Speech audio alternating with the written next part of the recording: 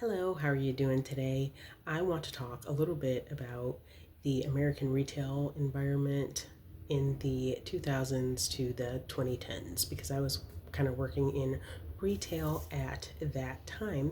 And one of the CEOs that was very prominent during that time was in the news recently for some unfortunate reasons. Well, I saw a story on the news about 3 weeks ago, and it involved Les Wexner. And that name kind of piqued my interest because I was like, oh, yeah, that's familiar.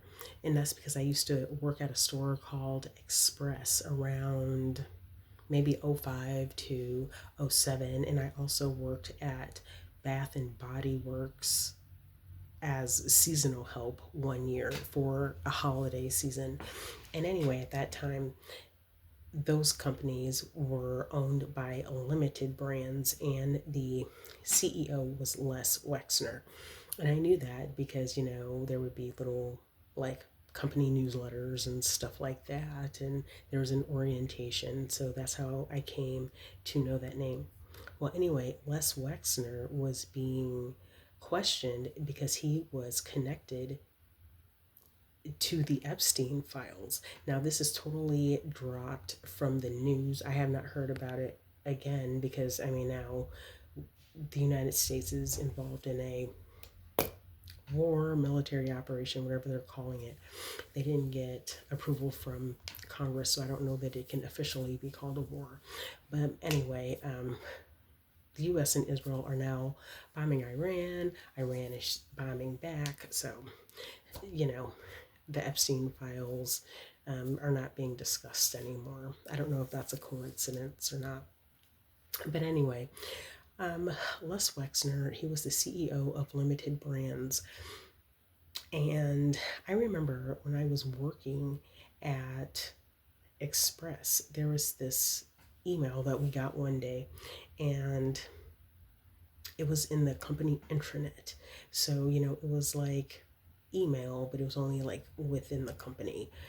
We couldn't use that system to email out, no one could email in. And there was this one young lady who came up missing. She worked at Victoria's Secret, which was also a part of Limited Brands. And I want to say she was in the Dakotas. She was a young woman. She looked kind of like that Virginia Giuffre woman. Um, just Google her if you don't know who that is. And the girl was leaving her shift at Victoria's Secret, and she was talking to her boyfriend on the phone, and then the boyfriend said that he heard some hate, what, yeah. And anyway, the girl ended up missing. And that always freaked me out. Like, for years, it kind of like freaked me out. And that is why I do not believe in walking down the street or walking through parking lots on the phone, personally. That's me. A lot of women feel differently, but I do not. But anyway, after finding out about this Lex Wexner, being questioned about the Epstein files, I'm like, my gosh, I hope that girl didn't end up on Epstein Island or something. I guess we'll never know. We will never know. And another thing, Limited Brands also at one point owned Abercrombie and Fitch. And Abercrombie and Fitch, they got sued a few times for racial discrimination. And that CEO, his name is Michael Jeffries. He was accused of sex trafficking men, those models that were used in all of their marketing. A lot of them accused him of um, trafficking and, you know, sex crimes.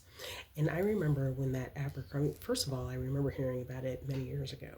Then maybe a year or two ago, I heard about that again, like the Abercrombie sex scandal. It came up again, and there was a movie about it on Netflix maybe 3 or 4 years ago. But as soon as that came up in the media, that is when you start to hear about Puff Daddy a lot, like P. Diddy, and his arrest and trial and all that. And then you stop hearing about Abercrombie and Michael Jeffries. But I didn't even know, but at one point, Limited Brands owned Abercrombie. And that guy, Mike Jeffries, he, was accused of sex crimes and sex trafficking. Furthermore, the store justice is for young girls. Now, again, I was working in retail, so I was spending a lot of time in shopping malls. And I remember seeing justice in the mall. I'm not even sure that they exist anymore, but there was justice, in the mall, and then they had all of their marketing and stuff like that in the windows, and they had their mannequins dressed. And I was probably in my 30s at that time, and I would walk past Justice, and I would look at some of those clothes, and I'd be like, oh, that's cute. And then I would look at it again, and I'd be like, oh, that's kind of small, isn't it? Like, what size is that? Like, who's that for? And then I would look at the marketing, and I see the models, and they were like 10-year-olds.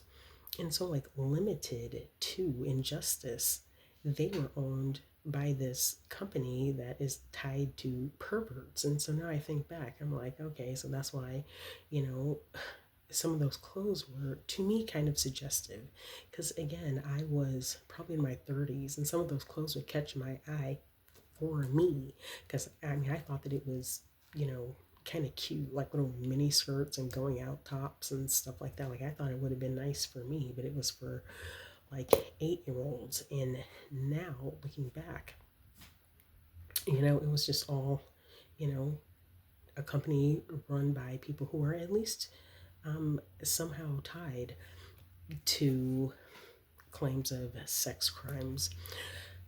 So there is that. Um, and one more thing. I also did not realize that the company Lane Bryant fell under the Limited Brands umbrella. Um, and I remember many years ago when those women got shot at Lane Bryant. Now, I'm not saying that any of this is connected. Like, these are just like my random thoughts. But I remember those women got shot. It was like 5 women. I can't remember if it was 3 customers and 2 employees, or 3 employees and 2 customers, but it was like 5 women. And I remember when this all happened, and I was working in retail at the time, so it, like, again, freaked me out, just like the girl who came up missing from the parking lot. Those women were ordered to go to the back of the store, and all 5 of them were shot and killed. And one thing that I do remember about that was that happened, that horrible thing happened to those 5 ladies. And then the store was closed for like a day, and then it just like opened back up, like, just like, like nothing happened. Like, I thought it was absolutely wild.